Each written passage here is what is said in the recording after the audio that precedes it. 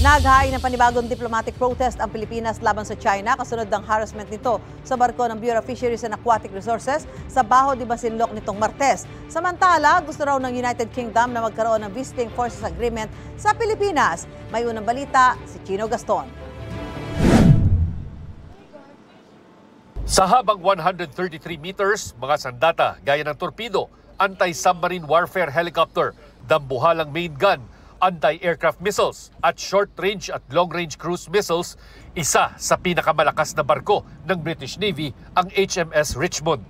Kagagaling lang ng Richmond sa Taiwan Strait kung saan nakasama nitong naglayag ang US destroyer USS Higgins sa dagat sa pagitan ng China at Taiwan.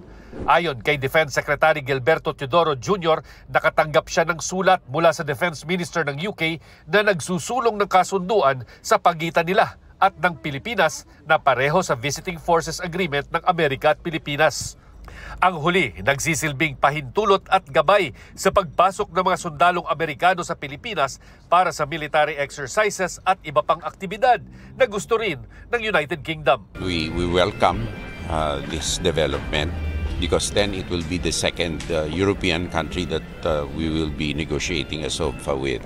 Isa raw sa mga itinutulak ng mga Briton ang mas madalas na pagsali sa mga pagsasanay sa dagat. They're very interested, of course, in multilateral maritime exercises. And for us, we see a fit also with our army and their army being smaller armed forces. Kapag natuloy ang Visiting Forces Agreement sa pagitan ng Pilipinas at UK, dadalas ang pagbisita ng mga UK warships dito sa Pilipinas gaya ng HMS Richmond. Hindi lamang para makilahok sa military training, kundi para sumama na rin sa pagpapatrolya sa West Philippine Sea.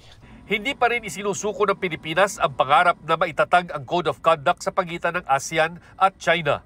Posibleng pag-usapan ito sa darating na bilateral consultation mechanism dito sa Manila. Definitely, it will be in the agenda. We have to remain aspirational in this because there's really a great desire from all in ASEAN and including China to have a code of conduct. Ito ang unang balita, Chino Gaston, para sa GMA Integrated News. Gusto mo bang mauna sa mga balita? Mag-subscribe na sa GMA Integrated News sa YouTube at tumutok sa unang balita.